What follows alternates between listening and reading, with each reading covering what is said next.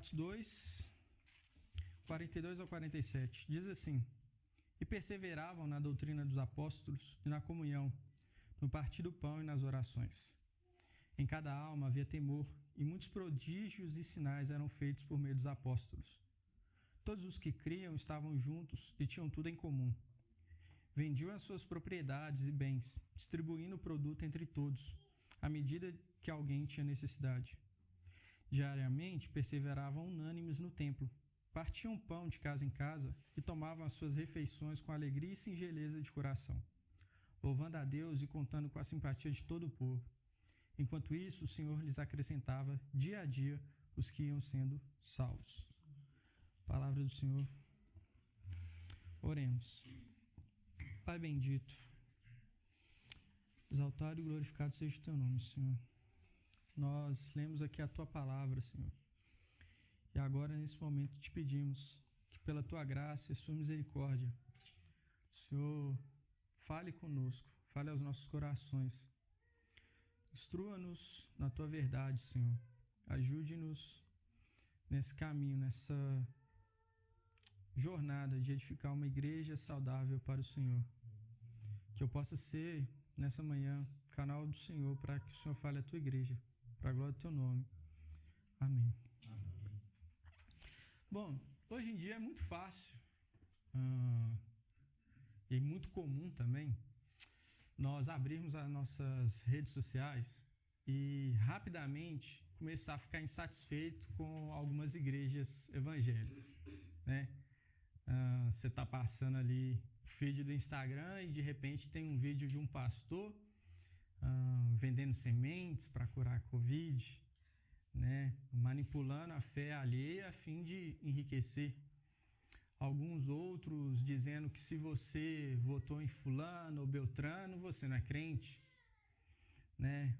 Além disso, várias outras situações, várias outras histórias que a gente ouve, por exemplo, de pessoas que frequentam igrejas onde existe uma espécie de abuso espiritual ali, onde os pastores exploram eles como se fossem súditos, servos, né, desses pastores. E quando a gente vê essas situações, a gente tende a realmente ficar se questionando: poxa, é isso? Onde estão as igrejas saudáveis? É difícil, né, você ver uma igreja saudável, ou pelo menos ver a propaganda de uma igreja saudável e poder até, por meio de uma rede social, verificar se essa igreja é uma igreja saudável. Mas eu falei de igreja saudável, mas talvez alguém esteja me ouvindo aí e fale assim: tá, Everton, mas o que é uma igreja saudável? Ok, eu entendi que talvez uma igreja não saudável são essas que praticam essas coisas que você me disse. E uma igreja saudável? O que é uma igreja saudável? O que ela pratica? Como ela se organiza? Bom, essas perguntas a gente já se fez muito e se faz ainda hoje aqui na missão, principalmente na liderança da igreja, né? Nosso pastor, Tiago, nós líderes da igreja, nós sempre estamos refletindo na nossa prática, no nosso ensino, a fim de ver se estamos indo por um caminho saudável e estamos edificando uma igreja que seja saudável. Nesse caminho, nessa jornada, a gente encontrou um livro que nos ajudou muito a formatar uma espécie de teologia da igreja saudável, que é esse livro aqui, ó, 9 Marcas de uma Igreja Saudável, do Mark Dever. Recomendo muito que você leia, se você deseja conhecer, saber o que talvez hoje em dia a gente deva procurar numa igreja para testificar se ela é uma igreja saudável. Mas veja, eu não vou falar sobre o 9 Marcas de uma Igreja Saudável. Só queria indicar ele para caso, a partir dessa reflexão dessa manhã, você queira aprofundar seu pensamento, sua reflexão a respeito de uma igreja saudável. Nós indicamos esse livro, que ele tem ali um conteúdo muito bom e que vai esclarecer muita coisa a respeito de uma igreja saudável para vocês. Mas pensando então no livro de Atos e no texto que a gente leu, como então a gente pode olhar para esse texto, para esse relato e perceber o que vai estar contido numa igreja saudável? Bom, Lucas, quando ele faz seu evangelho, o evangelho de Lucas, a pessoa que compôs o evangelho de Lucas é o mesmo que compôs o livro de Atos. E quando Lucas faz o seu relato no seu evangelho, ele conclui ali a narrativa da vida de Cristo e da obra que Cristo realizou. Mas em Atos, ele parece dar continuidade. É como se fosse o volume 2 da obra, da primeira obra. É como se Lucas dissesse assim, ó, essa é a segunda parte daquilo que Jesus tem feito no mundo. Mas agora não Jesus com o corpo encarnado, mas por meio da sua igreja e o seu espírito atuando no meio da igreja. Tanto é que alguns teólogos vão dizer que Atos dos Apóstolos poderia ser conhecido também como Atos do Espírito, pois o Espírito está conduzindo a igreja. Então, talvez, se a gente queira pensar numa igreja saudável, talvez o primeiro caminho que a gente deveria fazer é o quê? É olhar para o livro de Atos e ver como viviam os cristãos. E é interessante, porque na narrativa de Atos, por 3 vezes, pelo menos nos primeiros 5 capítulos, Lucas faz um resumo de como viviam os cristãos. A gente leu Atos 2, 42 ao 47, que tem esse primeiro resumo. Mas quando você vê lá no capítulo 4, versos 32 a 35, tem um segundo resumo. E no capítulo 5, a partir do verso 12 ali em diante, você tem um terceiro resumo de como viviam os cristãos. E aí é interessante. Por quê? Porque quando você olha para essa narrativa e vê que por 3 vezes Lucas ele faz esses pequenos resumos, é porque ao fazer o resumo, ele quer introduzir algo prático da vida da igreja. Então veja só, a gente leu aqui em Atos 2,42 que eles perseveravam na doutrina dos apóstolos, na comunhão, no partir do pão, nas orações.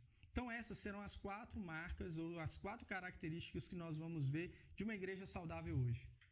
Perseverar na doutrina dos apóstolos, na comunhão, no partir do pão e nas orações. E é interessante, porque parece que há uma relação muito clara entre o verso 42 e os demais versos. 43, 44, 45, 46 e 47. É como se no 42 Lucas resumisse. É isso aqui que eles fazem. No 43 até o 47 ele desce evidências ou resultados práticos daquilo que a igreja tem feito. E aí, no capítulo 3, 4, ele vai desenvolver como isso se dava no dia a dia. E aí, a partir dessa relação, desses versículos 42 ao 47, com os capítulos posteriores, nós veremos então como se dá, como uma igreja saudável deve viver. Quais características ela deve desenvolver. E a primeira delas é a perseverança na doutrina dos apóstolos. E o que é a doutrina dos apóstolos? O que era ensinado, comunicado às pessoas que Lucas está dizendo aqui que é a doutrina dos apóstolos? Bom, quando você vai ler a narrativa do capítulo 3, você vê que Pedro e João eles estão entrando no templo e aí eles curam um coxo. Um homem que era paralítico é curado, ele volta a andar. E quando eles fazem isso, abre para eles a oportunidade da pregação. E qual é a pregação de Pedro? É que Jesus era enviado de Deus, só que o povo matou eles. Mas veja, a morte deles, a morte de Jesus por causa do povo, não foi um acaso, não atrapalhou os planos de Deus, muito pelo contrário. Deus contava com isso e Pedro fala, olha, vocês, sem saber, realizaram a vontade de Deus. E é por meio da morte e ressurreição de Jesus que vocês são abençoados, abandonando as suas maldades. É isso que ele vai falar no capítulo 3. Só que aí no capítulo 4 entra a narrativa deles sendo interrogados pelo Sinédrio. Afinal de contas, vocês andaram aí curando um cara, em nome de quem que vocês estão curando? Eles falam em nome de Jesus, aquele a quem vocês mataram. Vocês mataram Jesus.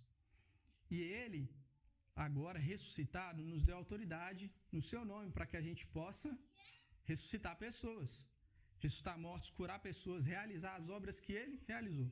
Não está desse jeito? Eu estou parafraseando do meu jeito, tá bom, gente? Mas é mais ou menos essa a pregação dele. Então, e aí ele vai terminar a sua fala para o Sinédrio dizendo, ó, e não há salvação fora do nome de Jesus. Então, o que era a pregação dos apóstolos? Era o testemunho que eles estavam dando a respeito de quem Cristo era e aquilo que ele tinha feito na sua vida, na sua encarnação, na sua morte e na sua ressurreição. Então, falar de doutrina dos apóstolos é falar testemunhar de quem Cristo é e daquilo que ele realizou.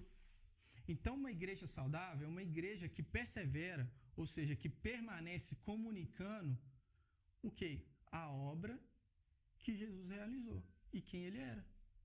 Ele era o Filho de Deus enviado ao mundo para morrer pelo meu e seu pecado. E em Jesus nós somos salvos dos nossos pecados. E veja, se uma igreja saudável ela dá esse testemunho ele vem acompanhado de outras coisas. Porque é interessante, quando você olha para a narrativa dos capítulos 3 e 4, você vê que, além de testemunhar daquilo que Deus fez por meio de Jesus Cristo, eles criam que Deus iria testificar daquilo que eles estavam fazendo. Por isso, sinais, prodígios. Por isso, a cura de um coxo. A cura do coxo não era a mensagem, mas era uma testificação da mensagem. Como assim, Everton? Imagine você, eu chego dizendo que Jesus ressuscitou. Você vai falar, tá, ok, todo mundo aqui é uma pessoa de fé, mas imagina naquele tempo. Pessoas que não acreditavam na mensagem de Jesus. Você chegasse para ela e falasse, olha, Jesus ressuscitou. Jesus, aquele que veio de Nazaré, o Jesus Nazareno, aquele cara lá, ele era o Filho de Deus, enviado para morrer no meu e no seu lugar, perdoar os nossos pecados, e ele foi morto. Mas ele ressuscitou ao terceiro dia. Você ia falar, não, cara, não, assim, ok, até posso achar muito legal os ensinos, realmente fiquei sabendo que esse cara andou curando umas pessoas aí, até morto ele ressuscitou, mas aí você já está pegando pesado, né? Falar que ele é Filho de Deus e tal. Menos, né? Tal. Aí, imagina, você está pregando isso e de repente você encontra com um coxo e fala assim, ó, levanta e anda, no nome de Jesus. Opa, calma aí. Tem alguma coisa então diferente. Você mandou o coxo levantar e ele levantou só porque você falou o nome de Jesus? Então é sinal de que eu tenho que usar o nome de Jesus para tudo então agora? Eu quero um carro novo em nome de Jesus, né? Vou ter um carro novo. Não é isso, gente. A ideia aqui que o texto vai apresentar é que os discípulos, ao testemunharem de quem Jesus era, Deus, por meio dos apóstolos, ele estava realizando milagres e prodígios para que as pessoas crescem que, assim como Jesus realizou sinais, prodígios enquanto ele estava vivo, as pessoas olhassem para os seus apóstolos e vissem as mesmas obras e dissessem, realmente, Deus está com eles. E o que eles dizem a respeito desse Jesus é verdadeiro. Era uma questão de autoridade nessa época. Tanto é que o Sinédrio vem querer calar eles. Por quê? Vocês param de ensinar no nome desse Jesus aí. Porque se o povo está vendo eles ensinarem, pregarem a respeito de Jesus e eles estão fazendo sinais, prodígios no meio do povo, o povo vai começar a acreditar. Tanto é que depois que eles têm uma reunião com o Sinédrio no capítulo 4, eles voltam para a igreja e eles vão orar. E aí no verso 29 e 31 tem lá a oração deles. Olha que interessante. Atos capítulo 4, verso 29 ao 31. Diz assim, agora, Senhor, olha para as ameaças deles e concede aos teus servos que anunciem a tua palavra com toda a ousadia, enquanto estendes a tua mão para fazer curas, sinais e prodígios por meio do nome do teu santo servo, Jesus. Tendo eles orado, tremeu o lugar onde estavam reunidos. Todos ficaram cheios do Espírito Santo e com ousadia anunciavam a palavra de Deus. Agora, pula um pouco mais aí para frente, no verso 33.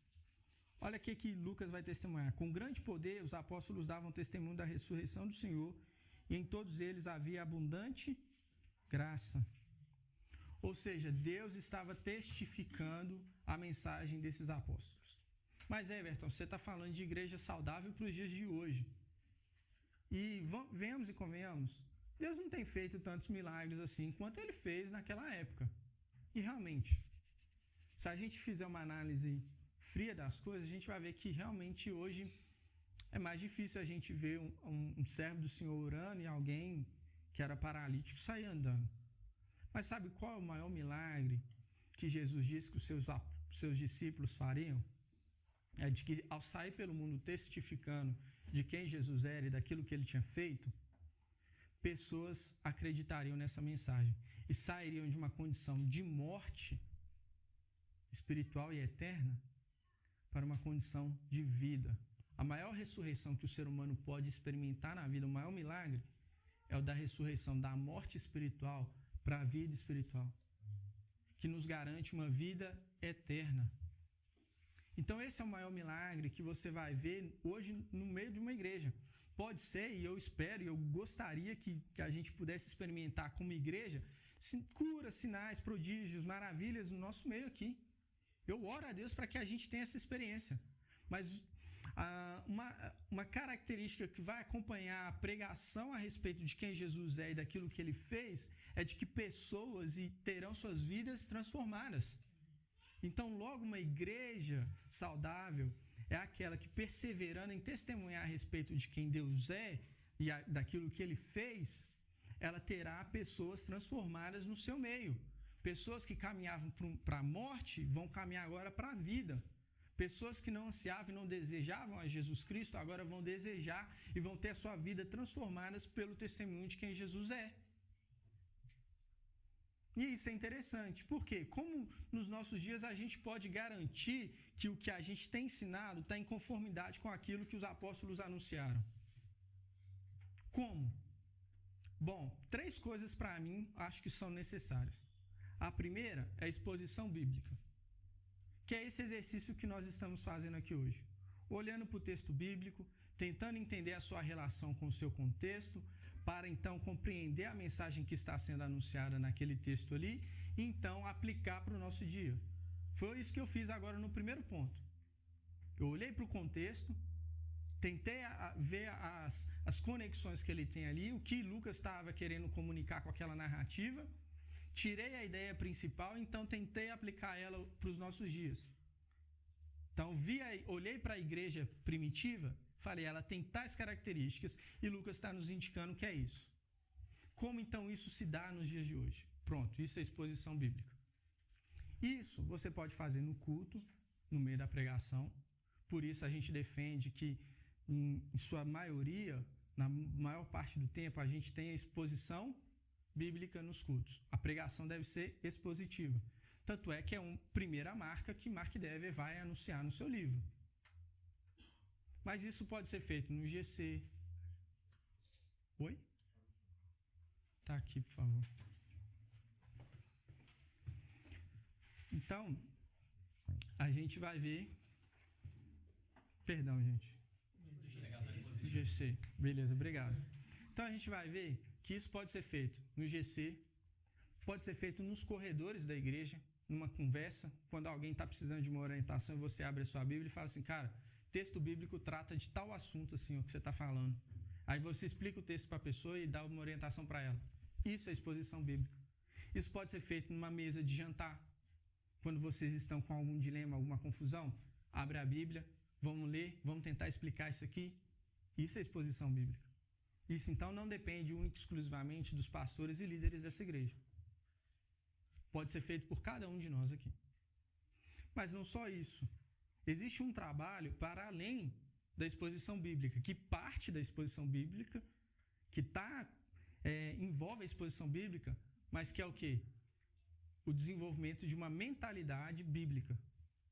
Ou o que o Mark Dever também vai dizer, uma teologia bíblica. O que é isso? É você ter a sua mente tão carregada do texto bíblico e da compreensão do texto bíblico que isso começa a te moldar. E moldar a sua compreensão a respeito de quem Deus é e daquilo que Ele faz no mundo. Mas isso a partir do quê? De um estudo dedicado do texto bíblico. Esse trabalho já é um pouco mais difícil. Esse trabalho é um trabalho para a vida inteira. É um trabalho feito a mãos.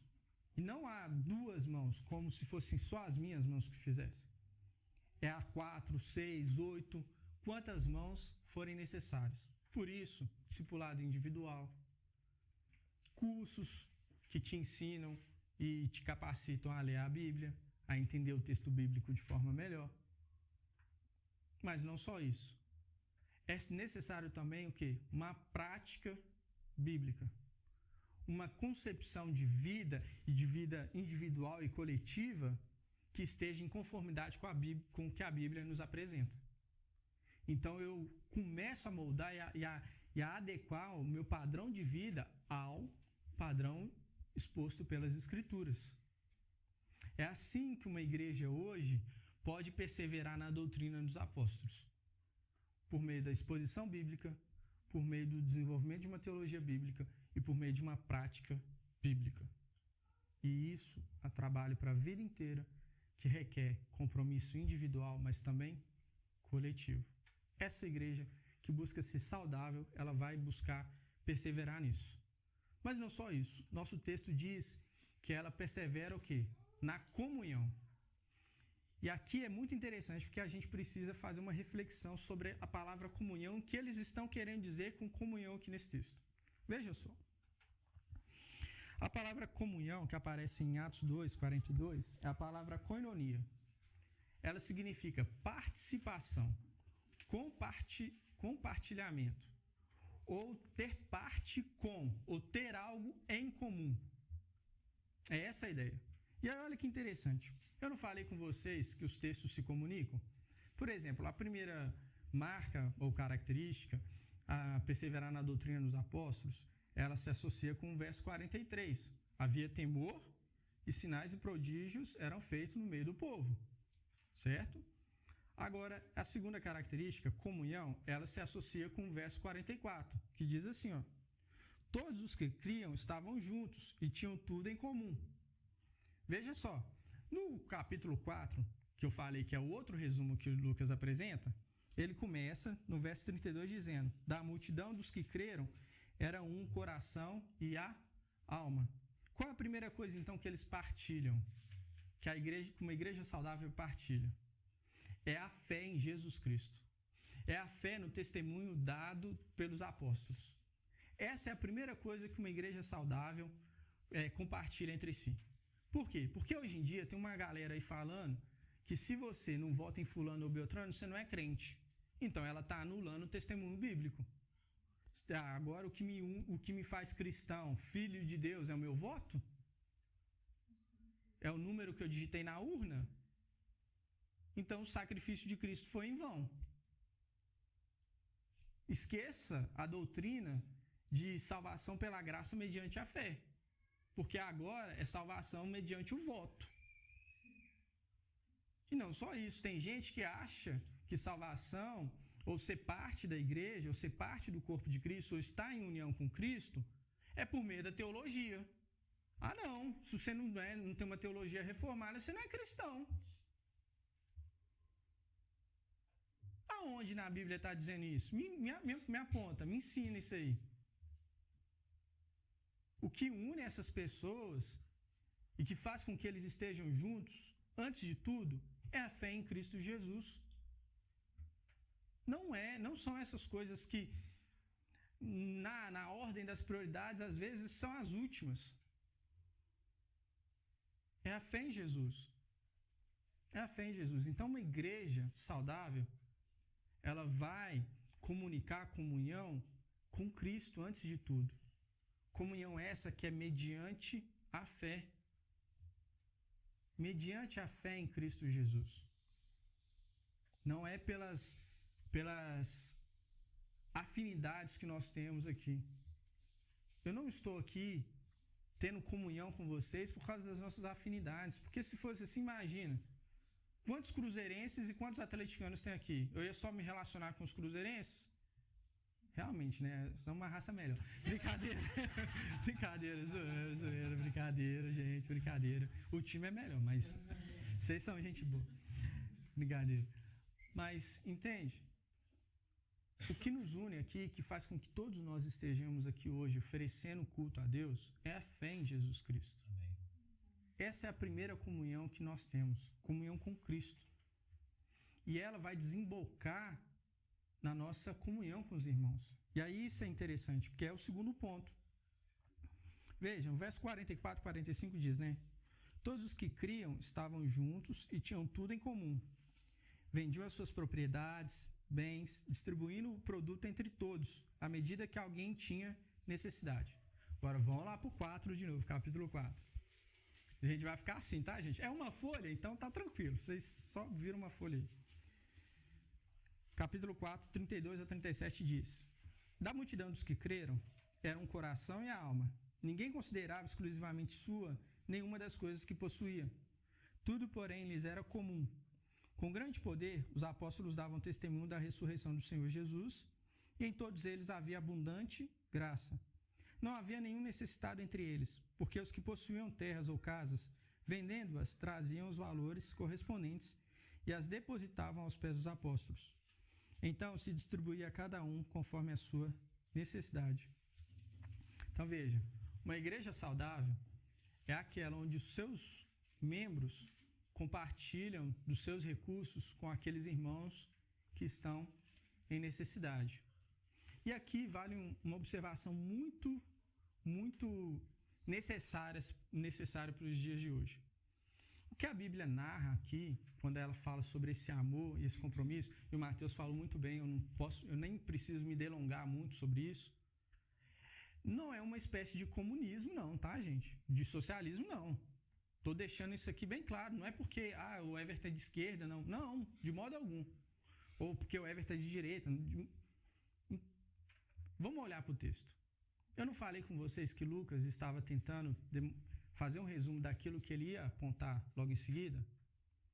Veja, final do capítulo 4, a partir do verso 36, como é que está o título na sua Bíblia aí? Oi? Generosidade dos primeiros cristãos. Beleza, e a partir do capítulo 5 está o quê? Ananias e Safira. Opa! Duas histórias distintas de pessoas que venderam suas propriedades e ofertaram aos apóstolos. Primeiro, Barnabé. Ele tinha um terreno.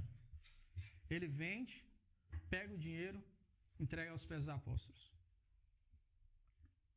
E é interessante que Lucas só fala isso.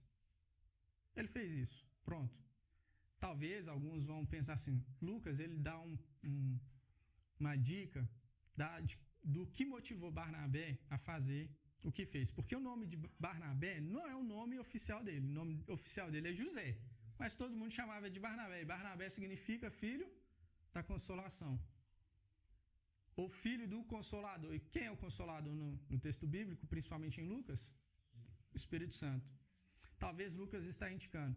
Barnabé, guiado pelo Espírito Santo, vendeu seu terreno e depositou aos pés dos apóstolos os recursos. Só que teve um casal que não estava motivado pelo Espírito Santo. Eles estavam querendo fingir alguma coisa. Eles estavam querendo fingir ser do meio.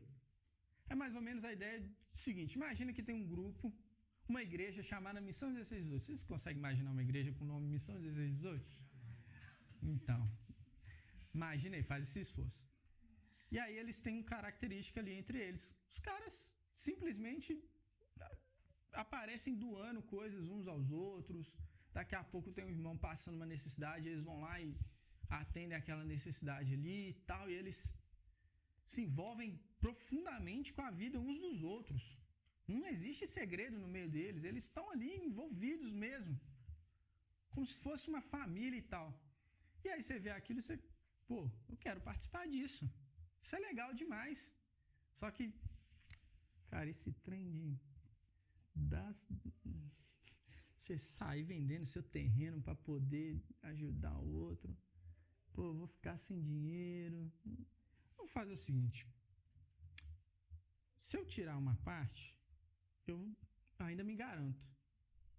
Ainda vou garantir. Por quê? Porque eu não sei como é que eles vão repartir. Vai que na hora de repartir esse dinheiro aí, sobra nada para mim.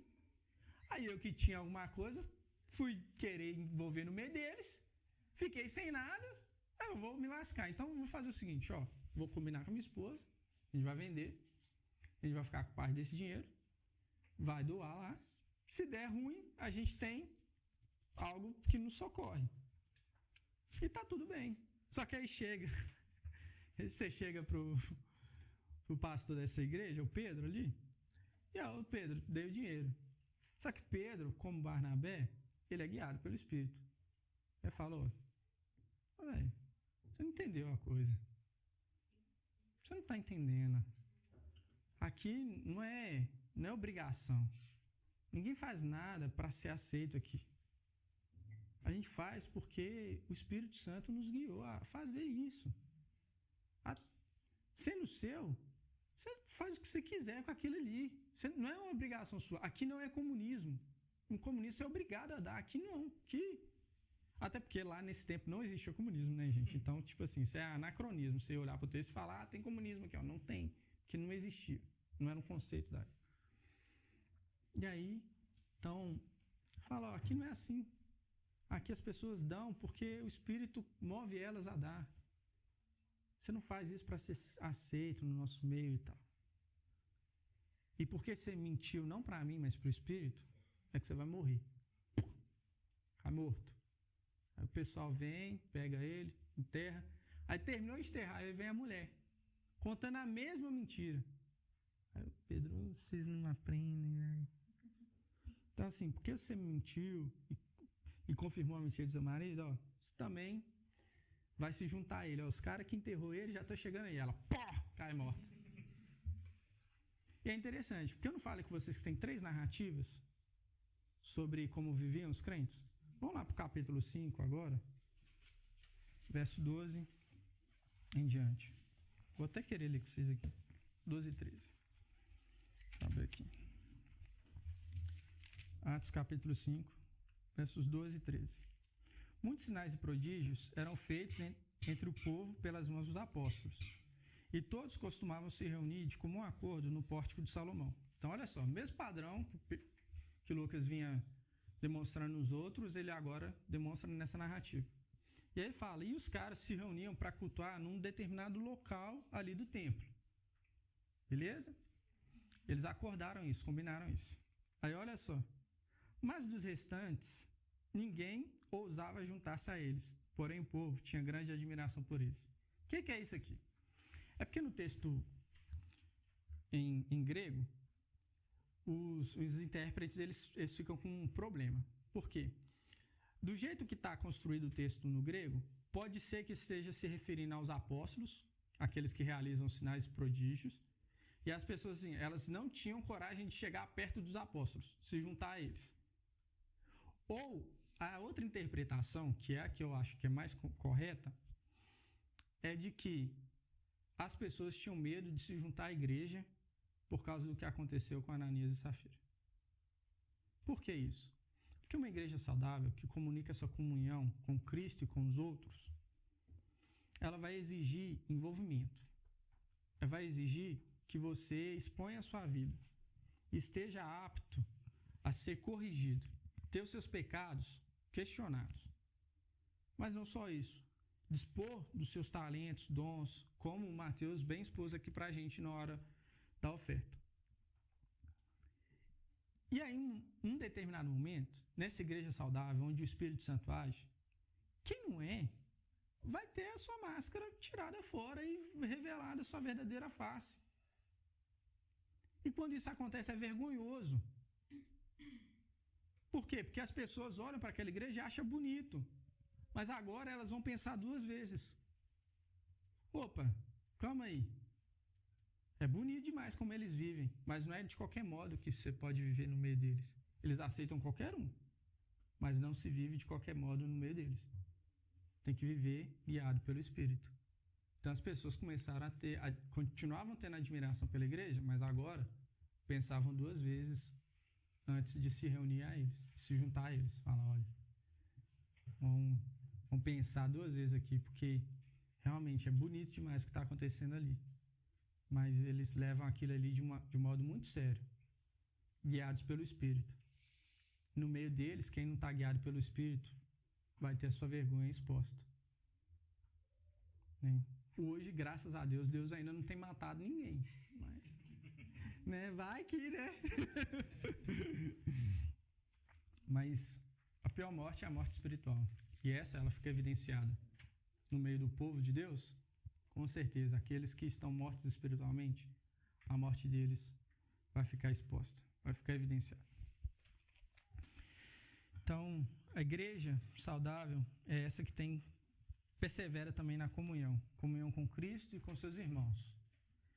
Eles se doam por inteiro a Cristo e àqueles que estão à sua volta. E é interessante aqui, vale uma observação, que o que movia eles não eram os bens que eles tinham, não eram os talentos, as capacidades que eles tinham, era a necessidade do outro. É um olhar atento para a vida do irmão. Pensa se você tem observado bem a vida das pessoas à sua volta. Se na reunião aqui dos santos, quando o irmão passa por você e está meio cabisbaixo, comenta alguma coisa, cita algum problema, alguma dificuldade que ele está tendo, você tem tido sensibilidade para aquilo. Talvez a resposta que ele precisa para a oração dele está nas suas mãos. Talvez ela seja você. Então isso requer um olhar atento para a necessidade daqueles que estão à nossa volta, no nosso meio. Amém? E aqui tem outro ponto que também gera muito debate entre os teólogos, que é que eles perseveravam também no partir do pão. E aí essa expressão, partir do pão, ela pode ter dois significados. E olha só, o primeiro deles, a gente vai tentar entender a partir do verso 46 aí de Atos 2.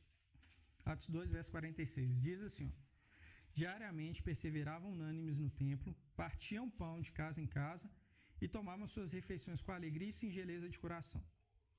Ou seja, a primeira interpretação é de que eles repartiam o alimento. Eles comiam e bebiam junto.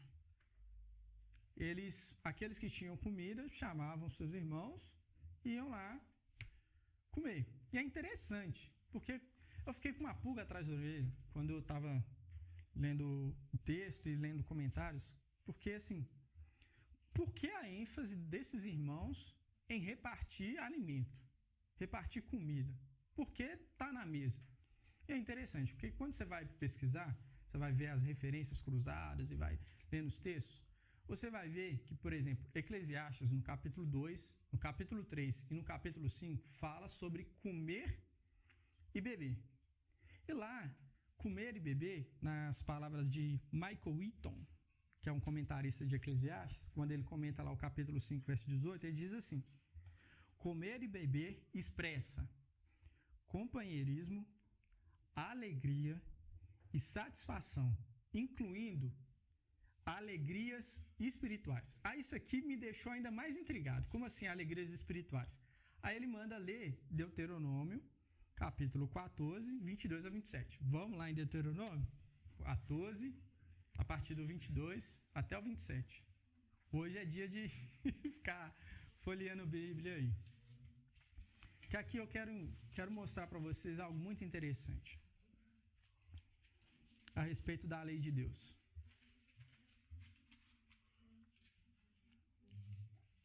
Deuteronômio 14, 22 a 27. Deuteronômio 14, 22 a 27.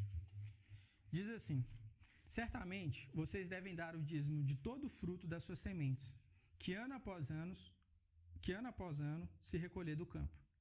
E diante do Senhor seu Deus, no lugar que ele escolher para ali fazer habitar o seu nome, vocês comerão os dízimos do cereal, do vinho, do azeite e os primogênitos das vacas e das ovelhas. Façam isso para que aprendam a temer o Senhor seu Deus todos os dias. Ou seja, isso aqui, o mandamento era o seguinte: de tudo que você plantou e colheu lá, durante o seu mês ou o período de trabalho que você teve, você deve tirar a 10ª parte ou a primeira parte e levar para o Senhor. Só que veja, aqui, quando Moisés fala isso, o povo ainda não tinha entrado na Terra Prometida. Então eles não sabiam onde seria o local de culto a Deus, onde o tabernáculo do Senhor estaria colocado. Mas já sabiam que eles tinham que pegar aquilo que eles plantaram, a melhor parte, e levar até esse local. E lá teria uma festa, onde eles comeriam aquilo ali. Então, ou seja, eu levaria minha oferta, você levaria a sua, cada um levaria a sua, chegaria lá e ia ter o quê? Um grande churrascão santo. É essa a ideia, beleza? E aí, olha que interessante, o texto continua. Se o caminho for comprido demais e não lhe for possível levar isso, por estar longe de vocês o lugar que o Senhor, seu Deus, escolher para lhe fazer habitar o seu nome, então, quando o Senhor, seu Deus, os tiver abençoado, vendam aquilo e com dinheiro na sua mão, vão ao lugar que o Senhor, seu Deus de vocês, escolher. Com esse dinheiro, comprem tudo o que quiserem, vacas, ovelhas, vinho ou bebida forte, ou qualquer coisa que desejarem. Consumam isso ali na presença do Senhor, seu Deus, e alegrem-se, vocês e os membros da sua casa. Porém, não desamparem os levitas que moram na cidade de vocês, pois não tem parte nem herança com vocês. Isso aqui, ó, interessante. Então, beleza. Deus mandou pegar isso aqui e levar até o local de culto dele. Só que imagina, o local de culto que Deus estabeleceu é lá em Lagoa Santa. E aí tem que caminhar a pé até lá, não dá. Eu vou perder o cereal, vou perder o trigo, a carne, o bichinho vai morrer no meio do caminho, não vai rolar. Então, o que é a orientação? Ó, então faz o seguinte, pega a sua oferta, vende ela, transforma ela em dinheiro, leva esse dinheiro lá para o local de culto.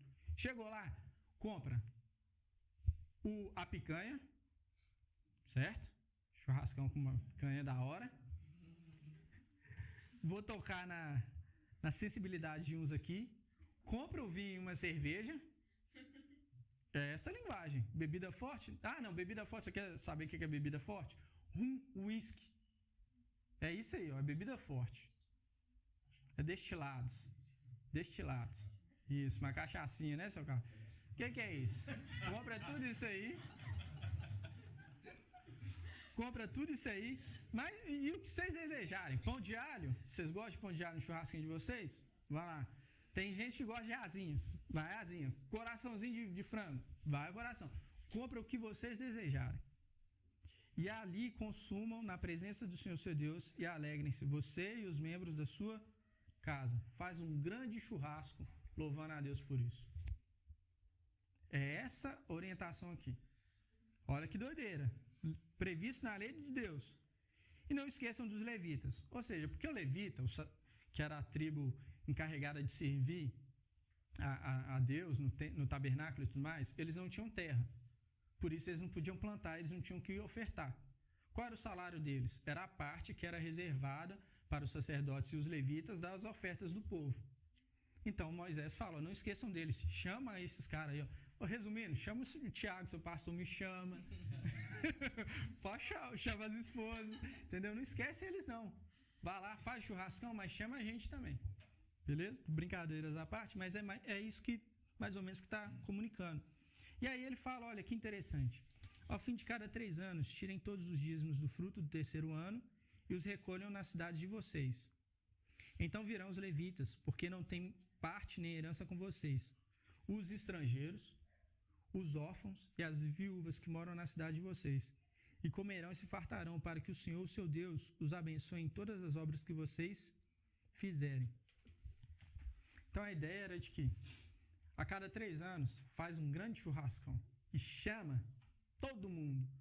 E não só isso, aqueles necessitados que estão em volta de vocês, além dos sacerdotes e levitas, traz eles aí também. Oferece comida para todo mundo, faz aquele churrascão santo. E é interessante, porque Deus já estava prevendo isso. Na sua lei, lá em Deuteronômio, a gente acabou de ver isso. Que na presença do Senhor deve ter o quê? Alegria, celebração, festa, comunhão. Então, quando você lê em Atos que os irmãos estavam todos os dias unânimes no templo, iam para casa, partiam o pão e repartiam as refeições e tinha alegria no coração, alegria e singeleza no coração, é festa, é celebração. Como diz Michael Eaton, é companheirismo, alegria e satisfação em Deus. É uma vida que está completa, porque eu tenho tudo o que eu preciso. Eu tenho o Senhor Jesus e tenho meus irmãos para compartilhar das bênçãos que Deus tem dado a mim. É celebrar aquilo que Deus tem nos dado. Então, uma igreja saudável ela é marcada por isso. Por promover essa comunhão e esse partir do pão que nos leva a celebrar a alegria em Deus e a satisfação nele. Mas o partir do pão tem um outro sentido também, que a gente vai ver agora. Atos 20, verso 7. E é onde a confusão aparece. Por quê? A expressão partir do pão em Atos, ela só aparece 2 vezes. primeiro em Atos 2, 42 ali, e depois vai aparecer em Atos 20, verso 7. E diz assim, ó: no primeiro dia da semana, nós nos reunimos a fim de partir o pão. Paulo, que pretendia viajar no dia seguinte, falava aos irmãos e prolongou a mensagem até a meia-noite. O que é isso aqui? Culto. É culto. No domingo, primeiro dia da semana, domingo. Partir do pão. O que tem num culto, no partir do pão? Ceia. Celebração da ceia. É essa a discussão dos teólogos. Então, partir do pão é refeição ou é ceia? Eu tenho a opinião de que são os dois, por causa do contexto do verso 46 lá, que diz que eles partiam o pão e as refeições em casa. Então, ou seja, eram as duas coisas eles faziam. Eles ceavam e eles festejavam entre si. Eles celebravam a comunhão com Cristo. Então, uma igreja saudável, ela vai partir o pão dessa maneira,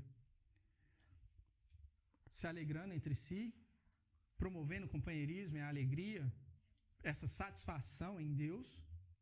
Por isso ela vai promover esses momentos como, por exemplo, acampamento, ou então passeios, chama os irmãos, ou faz, por exemplo, um grupo da igreja, faz uma surpresa para uma irmã e faz uma festa com o tema do Naruto. É porque não é meme. Brincadeiras à parte, ela se celebra. É porque aconteceu isso, tá, gente? Deixa eu explicar. Uma irmã vai fazer aniversário essa semana e o pessoal se reuniu para fazer uma festa surpresa para ela e tal. E aí o tema foi Naruto, tá? Só usei isso como exemplo aí para brincar com o acontecido. Mas é essa igreja que faz isso, celebra essa alegria, essa comunhão, mas parte o pão. Ela lembra a todo momento que a sua alegria e a sua comunhão está no sacrifício dado e feito por Jesus Cristo. E ela, então, ela é solene nisso. E é interessante, porque quando você vai estudar a ceia do Senhor, e vocês estudaram essa semana no GST, você vai ver que a união com Cristo e com os meus irmãos, ela é central na compreensão da ceia. Tanto que Paulo diz que se você não discernir o corpo, você não deve cear. Discernir o corpo é o quê? É discernir o sacrifício de Cristo, mas discernir também a minha conexão e união com os meus irmãos, que é iniciada, lembra? Falei logo um pouco antes, pela fé em Cristo. Pois é, estamos unidos em Cristo, somos um só corpo. E a igreja unida celebra isso. Celebra o fato de estar unido com Cristo, estar unido uns com os outros. Essa é a ceia. Esse é o partir do pão. E ela também persevera nas orações. E aí fala, né, que unânimes, verso 47 e 46, 47, né, que diariamente eles perseveravam unânimes no templo, partiam pão de casa em casa, tomavam suas refeições com alegria e singeleza de coração, louvando a Deus, contando com a simpatia de todo o povo. Enquanto isso, Deus lhes acrescentava dia a dia os que iam sendo salvos. No capítulo 4, 23 ao 31, a gente tem a narrativa da oração que os irmãos fazem após a perseguição que eles sofrem pelo Sinédrio. Pedro e João contam o que aconteceu e a igreja unânime ora a Deus. E oram num só sentido, de que Deus dê a eles o quê? Ousadia para continuar pregando a palavra e que ele faça sinais e prodígios no meio deles. Isso é interessante. A igreja, então, ela que é saudável, ela deve promover essa oração a Deus que move todos os irmãos. Coloca eles em uma sintonia tão grande que existe um só sentimento e um só desejo, que é realizar a vontade de Deus, anunciar a palavra dele. E que ele nos dê esse recurso. Ela ora mais ou menos a oração do Pai Nosso. Porque o que é a oração do Pai Nosso, senão um desejo ardente de que vê o nome de Deus santificado e as coisas dele acontecendo aqui na terra. E para isso eu peço a ele o pão, eu peço a ele perdão dos meus pecados, assim como eu perdoo os outros. Veja, então a oração é essa ferramenta que Deus usa para alinhar os nossos corações à vontade dele. Mas não só a vontade dele, as necessidades do nosso irmão. Porque o que é um irmão orando pelo outro irmão? Se não é Mateus verbalizando aquilo que está no coração dele após ele ter ouvido aquilo que estava no meu coração. Eu chego para ele e digo, olha, estou passando por tal e tal situação. Ou não, eu digo, olha, Deus me abençoou de tal forma que eu queria compartilhar isso com você. E aí ele se alegra comigo, o coração dele entendeu o que estava no meu coração. E ele em oração entra comigo nesse caminho e verbaliza. E ora a Deus, agradecendo comigo. E se eu estou nesse estado, ele ora a Deus, pedindo recursos comigo. A igreja saudável, a igreja que busca seguir a Deus, conforme as Escrituras, ela promove esse ambiente, onde todos oram com um só coração a Deus, pedindo para que Ele realize e continue fazendo aquilo que Ele vem fazendo ao longo da história por meio da igreja. O quê? Pregando o Evangelho, testemunhando a respeito de quem Cristo é e aquilo que Ele fez. Essa igreja, ela persevera unânime em oração nisso. Mas ela também ora uns pelos outros, com o coração alinhado, buscando receber de Deus a resposta que Ele tem para dar para as nossas orações. Então, diante do exposto, eu queria fazer 4 convites aqui nessa manhã. Os 2 primeiros é para você que é membro da missão ou que está no processo de se tornar membro. E o primeiro convite é esse. Avalie se a missão está caminhando nesse caminho. Se ela tem essas marcas ou se ela, pelo menos, está buscando desenvolver essas marcas. E a partir da percepção que você tiver, da orientação que o Espírito Santo te der, ore. Ore a Deus. Ore, interceda e peça pela sua igreja, para que ela possa prosseguir no caminho dela, de pregar e testemunhar a respeito de quem Jesus é e daquilo que Ele fez. Mas também avalie a si mesmo e veja se você tem contribuído para que essa igreja alcance essas características, essas marcas. Vê se você tem contribuído para que isso aconteça.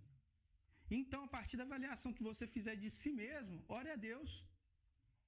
Ore para que Ele faça ou permaneça fazendo na sua vida aquilo que precisa ser feito. Agora, se você não é membro da missão e avalia um dia ser membro dela, está namorando aí, né, frequenta os cultos, não sei, gostaria, o pessoal é legal, avalie se a missão tem essas marcas e se você está disposto a encarar isso. Faça como aquele povo que, olha, enquanto não tinha certeza, eu continuo admirando, mas eu não me envolvo. Tá tudo bem. Tá tudo bem, tem um monte de igreja aí. Não tem problema.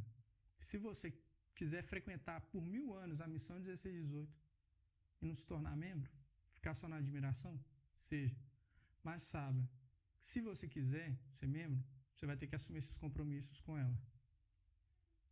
Seguir para esses caminhos. Mas talvez você está me ouvindo hoje, você não é nem um membro da missão, nem alguém que namora ser membro da missão, nem é convertido.